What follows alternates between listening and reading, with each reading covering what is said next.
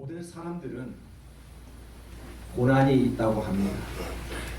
성공한 사람들에게 물어보면은 나에게도 고난이 있었다라고 이야기를 합니다.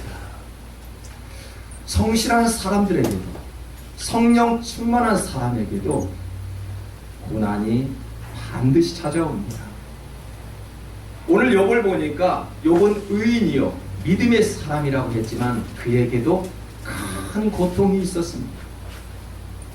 욥의 가정을 보니까요, 하늘에서 떨어진 불로 인하여 종들이 그리고 가축들이 타 죽었습니다. 강한 강풍이 불어서 내 기둥이 무너져 집이 무너짐으로 그 한해 10명의 자녀들이 몰살당했습니다.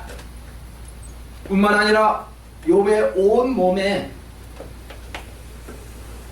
욕창이나 가려워 그는 기왓장으로 긁을 수 있는 그러한 뼈아픈 고통을 그 몸에 지니고 있었습니다.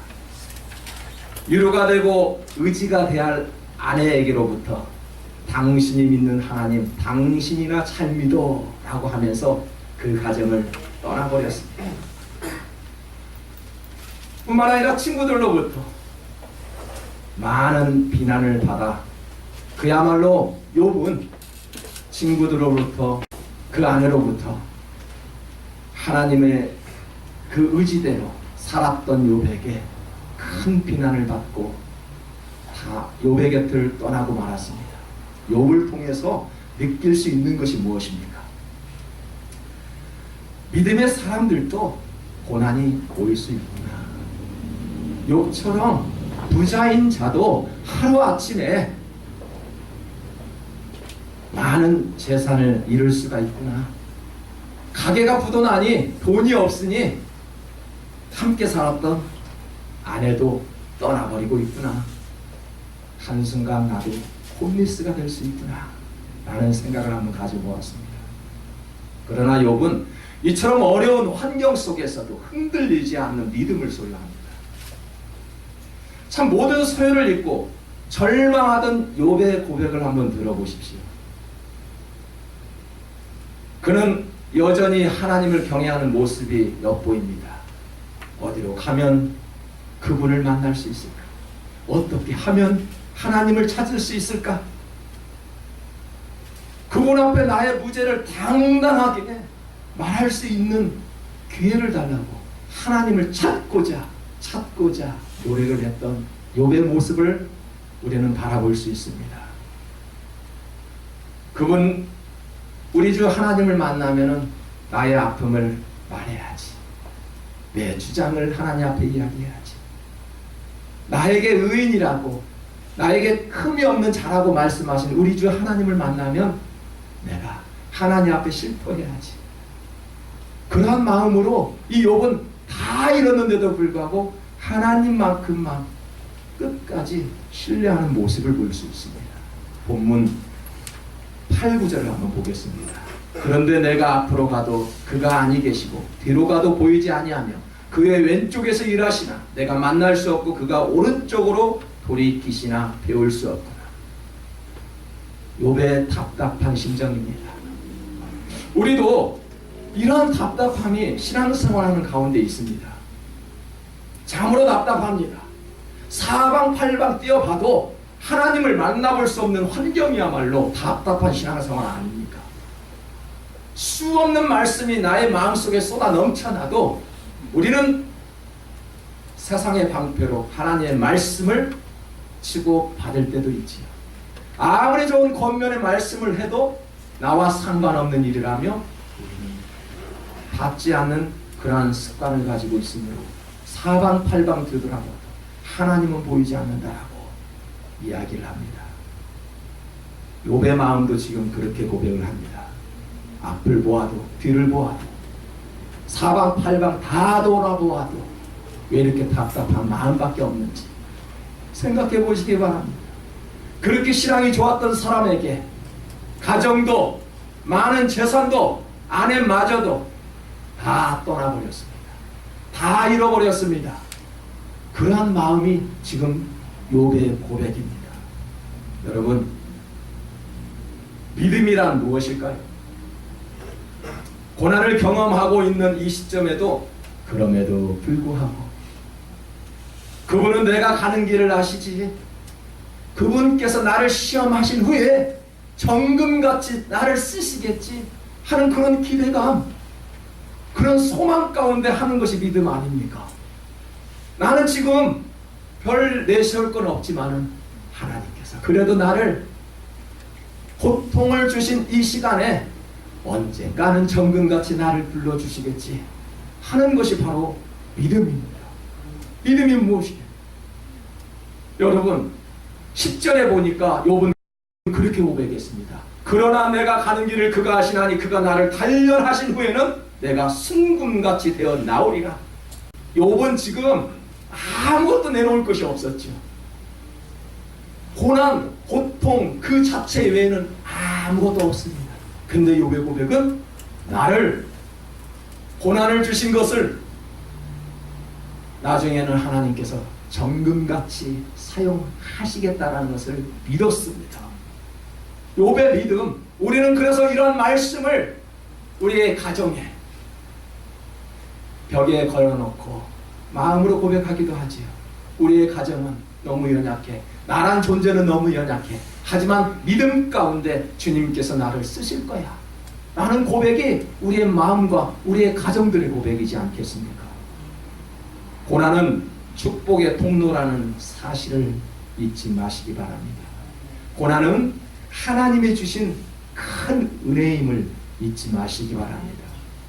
고난도 하나님이 주신 은혜라고 받아들여야 한다는 얘기죠. 은혜란 무엇일까요? 은혜란 대가 없이 받는 것입니다. 내가 열심히 일을 했어요? 충성 봉사를 했어요? 하나님께서 큰 것으로 돈을 지불했어요. 그거는 은혜가 아니에요. 여러분, 여러분들께서 일을 하고 봉사를 했어요. 대가를 지불했어요. 그러면 은혜가 아닙니다. 은혜란 무엇일까요? 내가 아무것도 하지 않았는데, 내가 봉사도 하지 않았는데, 어디에 가서 일도 하지 않았는데 우리 사장님이 수고했다고 지불해요. 그러면 그것은 은혜입니다. 로마서에서 나오지요. 무언가 했다고 해서 대가로 얻은 것은 그건 은혜가 아닙니다. 우리는 지금 하나님 앞에 은혜를 받았다고 해요. 우리는 하나님 앞에 드린 것이 무엇일까요? 사실 크게 한 것이 없지요. 그런데 우리는 하나님으로부터 은혜를 받았다고 입술로 고백을 하잖아요. 지난 시간에 하나님 앞에 얼마나 많이 드렸습니까? 시간을 얼마나 많이 드렸고 하나님을 위해서 얼마나 살았습니까? 하지만 하나님의 은혜였다고 우리는 기도하고 하나님 앞에 감사하기 때문에 오늘도 감사의 예배를 드리고 있는 거 아닙니까? 은혜는 대가 없이 받는 것입니다. 우리는 하나님으로부터 뭐 해드린 거 없지만은 하나님께서 그저 은혜로 주셨지요. 은혜란 그래서 선물이라고 이야기합니다. 바울은 지금은 하나님의 은혜를 받을 수 있는 기회이니 그 기회를 헛되이 보내지 말라고 고린도 후서에서 말씀을 합니다. 지금은 은혜를 받을 시간이 돼요. 그럼에도 불구하고 은혜의 시간임에도 불구하고 우리는 세상의 귀를 많이 기울이고 있지요. 그렇습니다. 세상에 살면서 하나님의 마음으로 사는 성도들이 참 많은 걸 봅니다. 어떠한 일을 하는 중에도 뭔가 작업을 하는 중에도 하나님 앞에 기도하는 마음으로 하는 성도들을 바라볼 때 참 믿음의 성도라는 것을 저희들은 발견할 수 있습니다. 언제 은혜를 받을 수 있을까요? 여러분, 우리가 언제 은혜를 받을 수 있다고 생각합니까? 믿음이 있을 때, 믿음을 가지면은 은혜를 받을 수 있다고요. 그럼 믿음이란 무엇인가요? 믿음이라는 것은 할 수 없을 때 하는 것이 믿음이지요. 내가 할 수 있을 때 하는 것, 그게 정당한 것 같지만요, 내가 할 수 없을 때 하는 것이 믿음이라는 이야기죠. 본문 3절에 보면은 고난을 받고 있는 욥의 심정을 알 수 있습니다. 내가 어찌하면 하나님을 발견하고 그의 처소에 나아가랴. 이 짧은 말씀에 내가 어떻게 하면 하나님을 만날 수 있느냐는 이야기죠. 내가 어떻게 하면 하나님이 계시는 그 처소에 들어갈 수 있느냐는 이야기예요. 이 짧은 고백, 내가 어떻게 하면 하나님을 만날 수 있을까? 그런 퀘스천 마크가 우리의 삶 속에 날마다 일어나요. 내가 어떻게 하면 무언 큰 것을 얻을 수 있을까? 내가 어떻게 하면 좋은 직장을 잡을 수 있을까? 내가 어떻게 하면 사업에 성공할 수 있을까? 그것도 중요하겠지만 내가 어떻게 하면 우리 하나님 앞에 찾아갈 수 있을까? 내가 어떻게 하면 우리들의 자녀들을 하나님 앞에 올려드릴 수 있을까? 그런 고민들이 날마다 우리의 삶 속에서 작용되어야 한다는 것입니다. 사랑하는 성도 여러분, 욥은요 의인이고 악을 떠난 자라고 하였습니다. 지금은 모든 재산을 잃었어요. 가족을 잃었어요. 사랑하는 아내도 도망가 버렸어요. 이 상황에서 무슨 생각이 나겠어요? 아무리 좋은 음식을 갖다 줘도, 아무리 많은 것을 다시 주어도 욥의 마음에는 아무것도 보이지 않는 그런 상황입니다. 지금 욥의 일이라고 해서 우리의 마음이 별로 감정이 없는 것 같은데요. 생각해 보세요. 우리는 조그마한 돈 한 번 잃어도요 그렇게 마음이 아파요. 제가 과거에 비즈니스를 할 때 1,000만 원을 잃었어요. 1,000만 원. 만불이죠. 비즈니스 하는 사람에게 물어보십시오. 1센트, 1원짜리 하나라도 남으면 저는 달려가는 그런 성품을 가진 비즈니스맨이었어요. 10원짜리 하나 나오면 저 먼 길을 마다하지 않고 달려갔던 저였습니다. 서비스가 굉장히 좋았다는 이야기죠. 그러니까 제가 하는 거래처 사장들은 저를 그렇게 좋아했어요. 그게 비즈니스맨이잖아요. 우리는 10원짜리 하나만 나오면은 달려가는 것이 비즈니스라고 이야기를 합니다. 그게 장사잖아요. 우리는 남지 않으면 가지 않죠.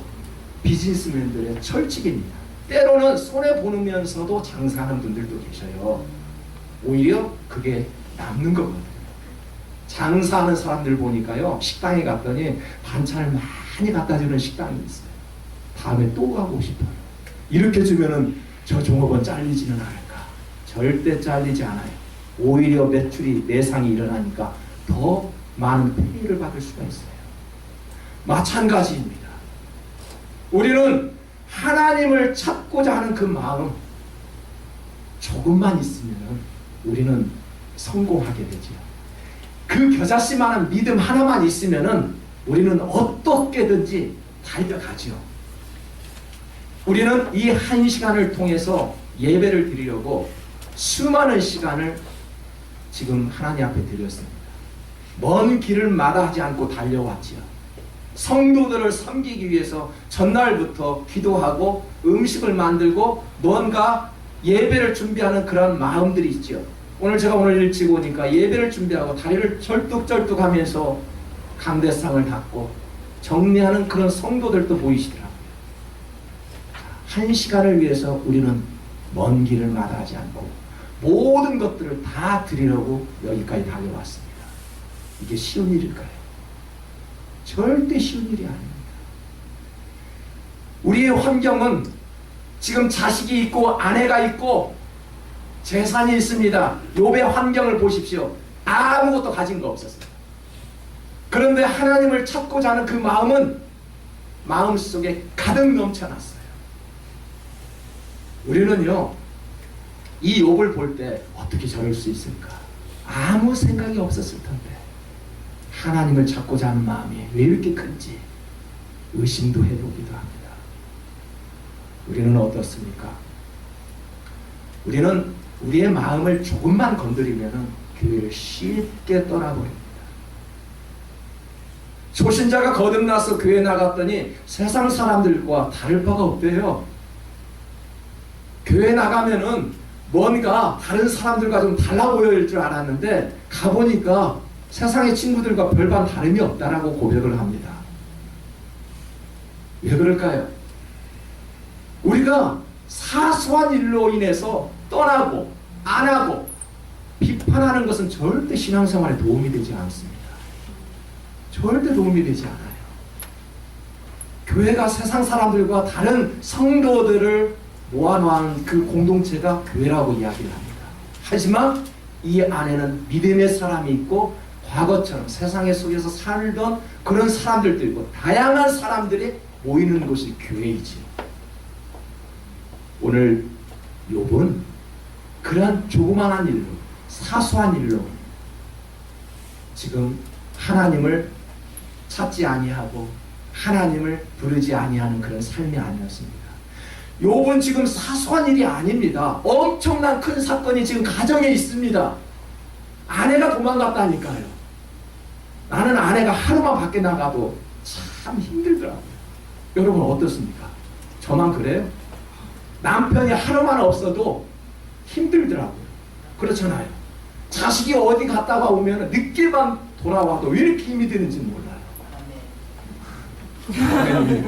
우리 주애가 어제 밤 12시 아가씨가 이쁜 아가씨가 밤 12시 돌아오면 아빠의 마음이 편하니까요. 몇 번 카톡을 하고 전화를 하는 것이 아빠의 마음입니다. 마찬가지예요. 욥의 마음을 보면요, 지금 남의 일이지만은 굉장히 견디기 힘든 욥의 마음 상태를 가지고 있는 거예요. 자연재해로 인해서 종들과 가축들이 다 타버렸죠. 태풍이 부니까 집이 무너져 아들 7과 딸 3이 몰살을 당했습니다. 욥은 그 많던 재산이 한순간에 사라져버렸다니까요. 욥의 재산이 어느 정도인지 한번 볼까요? 성경에서는 친절하게 가르쳐줍니다. 한번 보겠습니다. 욥기 1장 3절입니다. 그의 소유물은 양이 7,000마리요, 낙타가 3,000마리요, 소가 500결이요, 암나귀가 500마리요, 종도 많이 있었으니 이 사람은 동방 사람 중에 가장 훌륭한 자라. 훌륭한 자란 가장 부자라는 것을 말합니다. 동방에서 가장 부자예요. 우리는 LA에서 가장 부자인 것도 굉장히 부자예요. 마찬가지죠. 이 욥은 지금 동방에서 가장 부자예요. 그런데 이처럼 최고의 부자가, 그런데 욥의 곁에 있었던 재산, 종, 아내 다 떠나버렸다는 이야기죠. 재산 한 푼도 없는 알거지가 되어버렸다는 이야기입니다. 그러한 심정이 있는데도 그는 아직도 하나님을 의지하고 있다는 이야기죠. 이것이 믿음이죠. 믿음은 있을 때 하는 것은 진짜 믿음이 아닙니다. 진짜 믿음은 없을 때 하는 것이죠. 우리끼리만 사랑하고 우리 형제들만 사랑한다라면 그것은 이방인들도 하는 것이라고 예수님은 말씀하셨습니다. 우리가 세상 사람들과 달라야 할 것이 무엇일까요? 우리 형제만, 우리 성도만 사랑하는 것이 아니라, 내가 꼭 사랑해 줘야 할 사람만 사랑하는 것이 아니라, 나와 맞지 않는 사람일지라도, 나와 성격이 좀 다른다 할지라도, 나와 모양새가 좀 다른다 할지라도 그 사람을 사랑해 줄 때 그가 비로소 내 제자라 라고 이야기를 합니다. 우리는 그래서 세상 사람들과 뭔가 다릅니다. 그래서 나와 맞지 않는 사람도 내가 조금 이해하는 거죠. 그냥 헤헤 하고 웃어버리는 거죠. 내가 그냥 거기에 대해서 반문하지 않고 그래, 내가 참는다 라고 하는 것이 크리스찬이요, 성도요, 그게 승자인 줄 믿습니다. 사랑하는 성도 여러분, 믿음도 나무처럼 자라야 합니다. 우리가 할 수 있을 때 하는 것이 믿음이라고 말하지만 믿음은 그렇게 하면 자라지 않습니다. 할 수 없을 때 해보십시오. 그때 믿음이 자라고요, 그때 은혜 받게 됩니다. 제가 가끔 집에서 하는 운동이 있습니다. 저희 집 마당에 가보면은 엮기가 있습니다. 엮기. 누워서 드는 운동이죠. 그 엮기는 처음에는 가벼운 무게를 가지고 엮기를 합니다. 그러면 몸은 풀어질 수 있습니다. 하지만 근육은 늘어나지 않습니다. 운동해 보시는 분은 아시죠? 언제 드러납니까? 마지막 그 순간, 내가 이제 운동을 그만해야지. 그 시점에서 무거운 바벨을 양쪽에 메고 들을 때 들어지나요? 안 들어집니다. 할 수 없을 때 내가 들어보려고 노력할 때 그때 근육이 넓어집니다. 어깨가 넓어지죠. 아셨나요? 할 수 없을 때 하는 것이 바로 믿음이라는 이야기죠. 믿음도 마찬가지죠. 쉬운 일은 누구나 할 수 있습니다. 자기 뜻대로 쉽게 신앙생활하면 믿음은 절대 잘하지 않습니다. 그래서 무언가 봉사를 하게 하죠. 무거운 책임을 주기도 하죠. 봉사하라고 권면합니다. 그냥 예배만 드리고 가지 말라라고 이야기를 합니다. 성도의 교제도 필요하다고 이야기를 합니다. 나는 할 수 없다고요? 한번 해보십시오. 한번 실천해 보십시오. 행함 후에는 반드시 은혜가 될 것입니다. 하나님, 나는 시간이 부족한데 어떻게 합니까? 나는 시간이 없는데, 없는 시간을 들여보십시오. 없는 시간을 들을 때 은혜가 임하지. 오늘 없는 시간, 있는 시간을 가지고 나온 분들은 한 번도 없을 것입니다. 시간이 있어서 오늘 예배 드리러 왔어요. 이 시간이 아니면 우리는 좋은 영화를 관람할 수도 있고요. 좋은 자연을 찾아서 나갈 수도 있습니다. 없는 시간을 만들어 나왔습니다. 그래서 은혜가 임하는 것이죠. 욥은 모든 것을 잃었습니다. 자녀들도 다 잃었습니다. 그는 건강도 잃었습니다. 그러나 그는 입술로 범죄하지 않으려고 오히려 하나님을 찬송하였습니다. 욥기 2장 9절을 한번 보십시오. 뭐라고 나와 있습니까? 아내가 하나님을 욕하고 죽으라고 했지요. 참, 아내로부터 이런 소리를 들은 남편은 얼마나 마음이 아팠을까 라는 생각을 해봅니다. 하나님을 잘 믿더니 이런 일이 있네? 아이고, 목사나 예배 잘 드리고 기도 열심히 하더니만은 자녀들의 모습이 저 모양이네? 직분자라는 사람이, 기도한다는 사람이 이 모양이네? 여러분, 그런 소리 한번 들어보십시오. 얼마나 마음이 아픈지 모릅니다. 때로는 저도 그래요. 때로는 목사의 마음이 아플 때가 있어요. 기도하고 예배 드리고 하나님 안에서 산다고 하는데 안 되는 일이 있습니다. 마음 아픈 일들이 주변에 일어나는 경우도 있죠. 그런데 주변에서 이거 목사라는 사람이 왜 그래? 만약에 그런 소리를 한번 들어보십시오. 굉장히 큰 상처입니다. 장로라는 사람이 왜 그래? 기도하는 사람이, 직분자가 저래. 그런 소리 한번 들어보십시오. 욥이 그런 소리를 지금 들었단 말입니다. 당신이나 믿는 하나님, 당신이나 잘 믿어, 나는 안 믿을 거야. 그렇게 이야기를 했던 것이죠. 우리는요, 과연 욥의 입장이 되었다면 어떻게 했을까? 한번 생각해 보시기 바랍니다. 욥의 입장이 되었으면 시간을 들릴 수 있었을까? 하나님 앞에 시간을 들일 수 있었을까? 욥은 다 잃었는데도 불구하고 우리의 생각에는 더 멀리 일자리를 찾아 나서야 되지 않겠습니까? 종들도 다 죽었습니다. 자녀들도 없어요. 아내도 없어요. 이 상황에서 밥을 먹고 살아야 되기 때문에 멀리라도 가서 일자리를 구해야 했습니다. 그럼에도 불구하고 하나님 앞에 호소한 것이 뭐였습니까? 하나님이 어디 계시는지, 하나님 나를 만나달라고 그렇게 이야기를 했어요. 욥의 아내의 모습을 보십시오. 아내가 욥에게 뭐라고 합니까? 당신이 믿는 하나님, 당신아 잘 믿어. 어디로 갔겠어요? 세상에 돈 벌러 가지 않았겠습니까? 과거에 돈이 많았던 남편, 이제는 그런 남편이 아니라 이제는 아무것도 없으니, 자식도 하나도 없으니 나는 이제 세상에 돈 벌러 가겠다는 이야기죠. 욥의 아내입니다. 하지만 욥은 어떻게 했습니까? 끝까지 그런 말을, 그런 비난을 받고서도 끝까지 하나님을 떠나지 않았던 것, 하나님을 향한 시간을 아낌없이 들였다는 욥의 모습을 우리는 배워야 할 것입니다. 그 결과 한번 볼까요? 하나님을 끝까지 찾고 견디었더니 욥의 결과를 한번 보겠습니다. 욥기 42장 12절에 보니까 여호와께서 욥의 말년에 욥에게 처음보다 더 복을 주시니 그가 양 14,000과 낙타 6천과 소 1,000결의와 암나귀 1,000을 두었다라고 이야기합니다. 인생은 말년이 중요합니다. 참 말년이 중요합니다. 우리는 간혹 축구 경기를 봅니다. 전반전에 아무리 잘 뛰어보았는데 후반전에 골을 다 주어버리면 그 게임은 집니다. 그래서 축구 경기는 전반전보다 후반전이 중요하다고 생각합니다. 인생은 말년이 중요하고요, 노후가 중요하고요, 죽은 사후가 중요합니다. 우리는 날마다 그런 생각을 가져야 합니다. 우리 젊은 청년들 잘 보십시오. 항상 젊지 않습니다. 제가 눈이 과거에 얼마나 좋은지 몰라요. 제가 눈 이야기를 많이 하죠.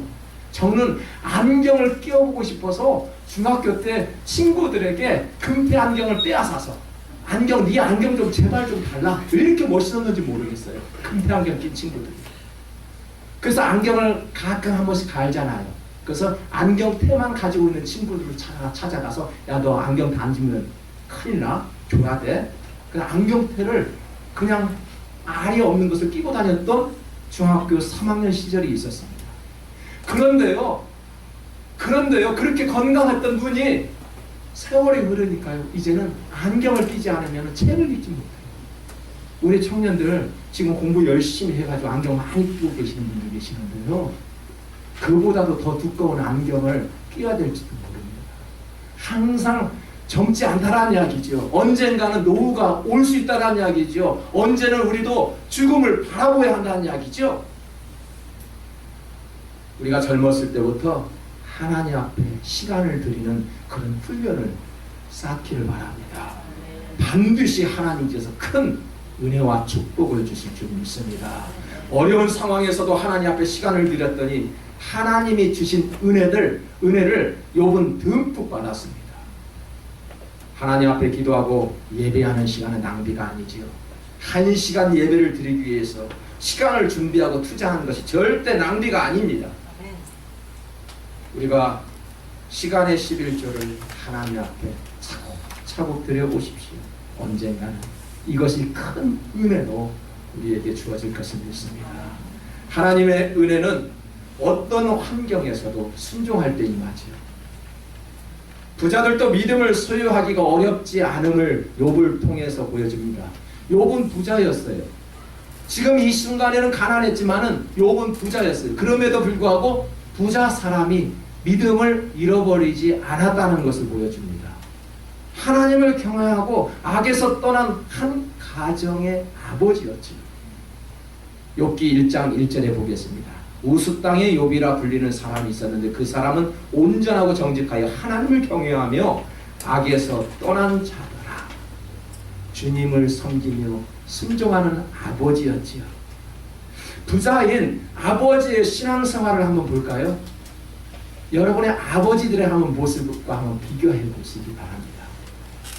다 아버지들이 계시죠? 이 욥의 아버지, 이 자신은 그 가정에서 신앙교육을 이렇게 시켰습니다. 자식이 생일이 돌아왔습니다. 큰 잔치를 베풀어 주었대요. 부자인지라 그렇게 할 수 있지요. 우리는 케이크 하나 자르고 박수 치면 그게 생일이잖아요.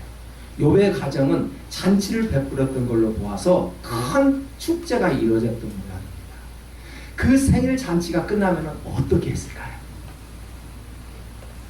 하나님 앞에 번제를 드렸대요. 우리도 가정에서 이렇게 예배를 드리잖아요. 그와 마찬가지로 하나님 앞에 자녀들과 함께, 자녀들이 10명이었다고 얘기했잖아요.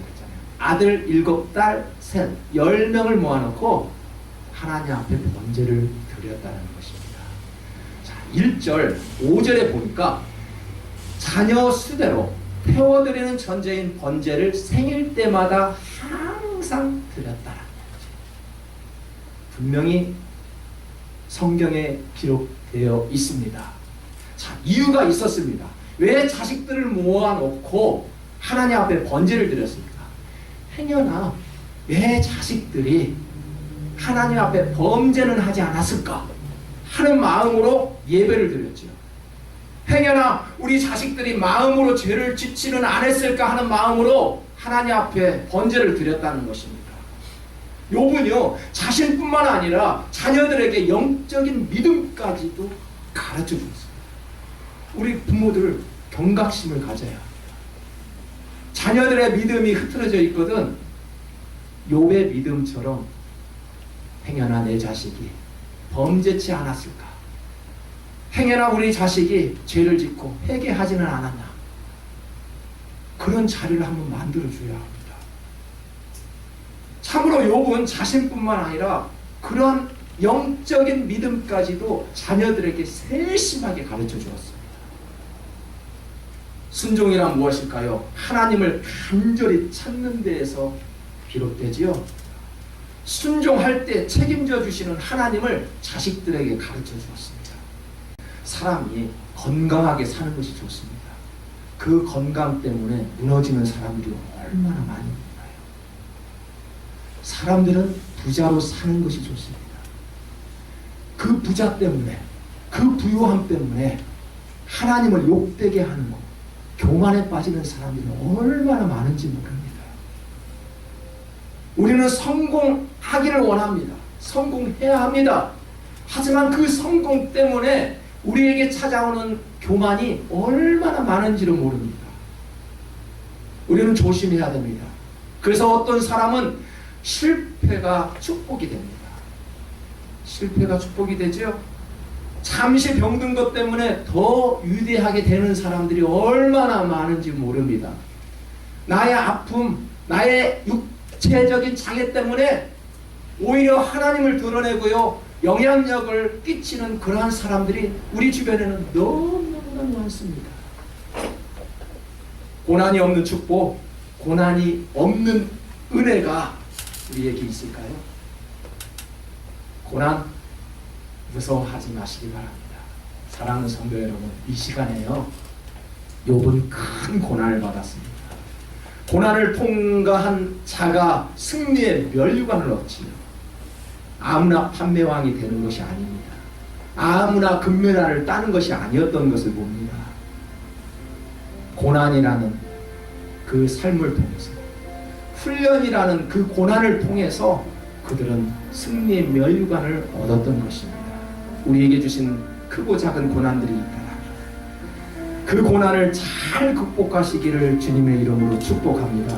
그래서 야고보는 고난을 기뻐하라고 하였습니다. 우리에게 크고 작은 고난들, 우리의 가정에 크고 작은 그런 고난이 있거든 오늘 욥을 통해서 나에게 주신 고난 하나님 잘 극복하겠습니다. 나도 순금같이 씻을 줄 믿습니다 하는 고백이 여러분의 마음속에 임할 수 있기를 주님의 이름으로 간절히 축복합니다.